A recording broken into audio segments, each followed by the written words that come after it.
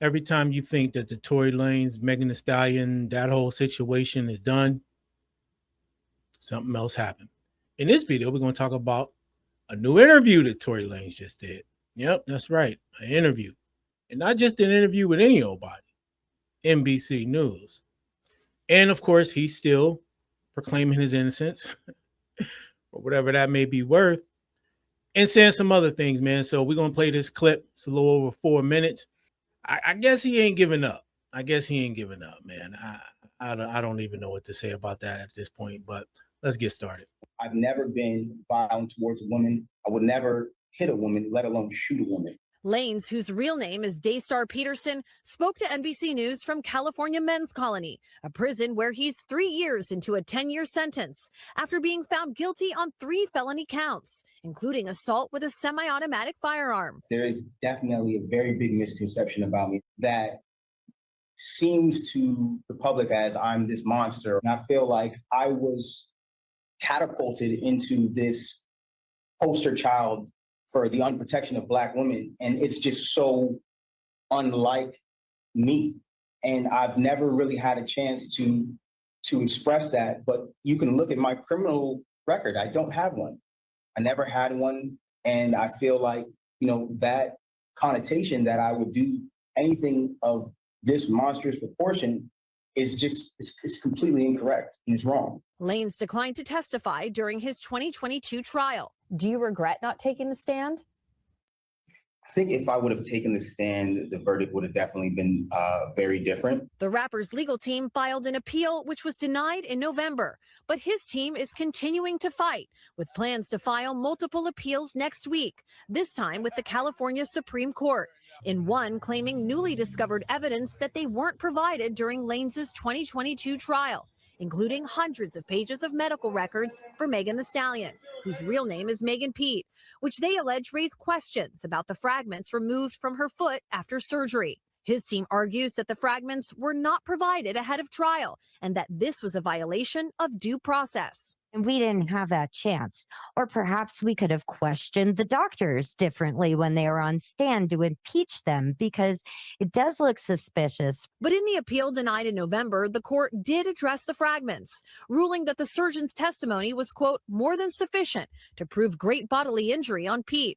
Proving something like this on appeal is tough. This is a really, really difficult appellate argument for defendants to prove, because they have to show if the evidence actually came into court, the jury would have found differently. It's an uphill battle, and it's something that often torpedoes any defense appellate argument. The Los Angeles District Attorney's Office and representatives for Megan Thee Stallion have not responded to NBC News' request for comment. I believe not only that I was wrongfully convicted, but the amount of new evidence that has emerged since that trial, I think, has been overwhelming. What has life been like in prison for the last couple of years? Truthfully, I've done my best to keep my head above water, but mentally, I've gone through trauma that I sometimes even struggle with, because I never imagined myself dealing with things that I would have to deal with. I've been stabbed 17 times. I almost lost my life. If you could say something to Megan Thee Stallion today, what would it be?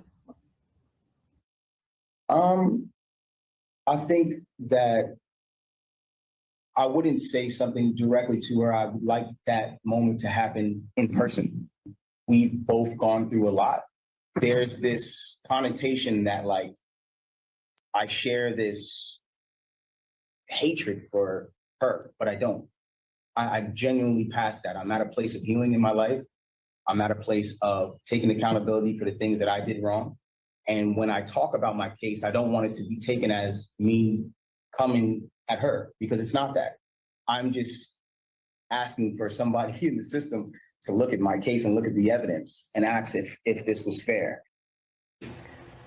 And with that, Chloe Malas joins us now on set. So, Chloe, Tory Lanez is also seeking a pardon from Governor Gavin Newsom. That's right. His legal team has filed the necessary paperwork, and it is before the governor now. So they're seeking either a pardon where his criminal record will be wiped clean, he would be released from prison, or to have his sentence commuted, meaning that the time he has served is sufficient, and release him, but that doesn't change his criminal record. As for when this could happen, the governor typically does these twice a year, so this could happen before the new year. All right. That is some pretty interesting stuff. Look, I'm not going to act like I've been following this whole story all like that, because I haven't. I know Nolan's pretty intimately educated on this whole thing. So, and I listened to most of his commentary on this situation. He got an uphill battle. Hey, it's crazy when dudes get in trouble, they get to talking proper as a motherfucker.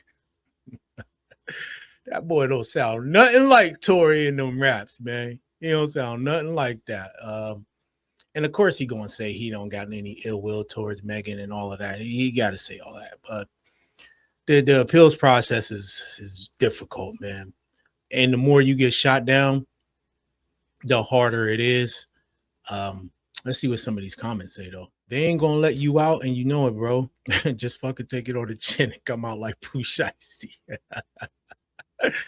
Oh my goodness, nigga. Well, he's in there 10 years.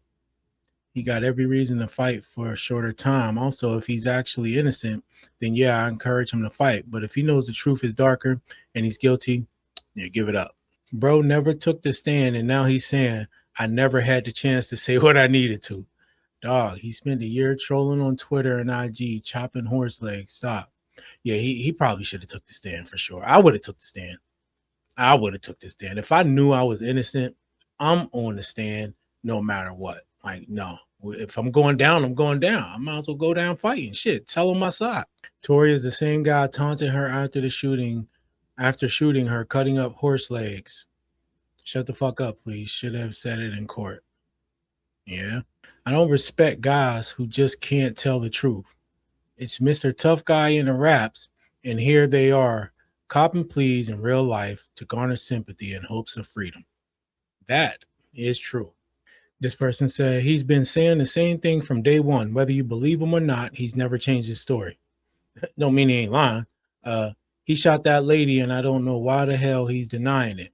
Like, if he didn't shoot her for real, somebody offered me a plausible account of what the fuck happened.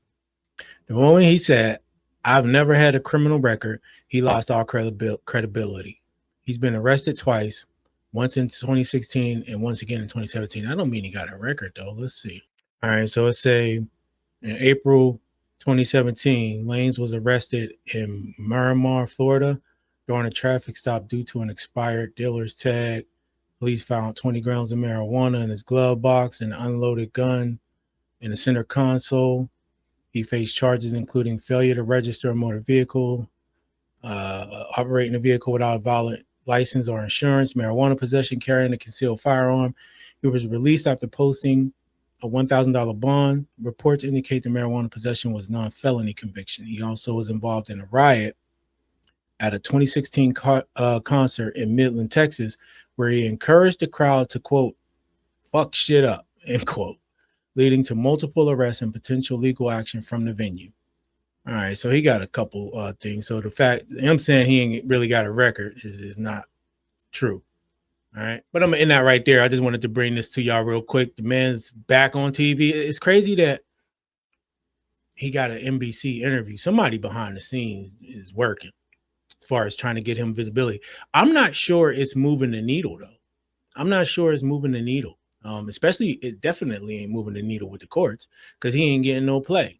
I'm not sure it's moving the needle with public opinion either. I think the people who are on his side are still on his side, and the ones who ain't and never been won't be. It is what it is at this point, man. Any opportunity, if things didn't go the way he's saying, or that they're saying, and he's saying it was something else, he should have said all that shit from the beginning. Man, all that, it's too late, bro. It's too late. It's too late. Nobody's trying to hear that.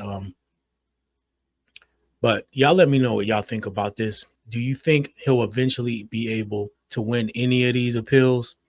It's going to be difficult. Having gone through the system myself, it's hard, man. And the more you lose, the harder it gets, honestly. The more that case law is cited against you, the higher the court is that denied you, it's just an uphill battle.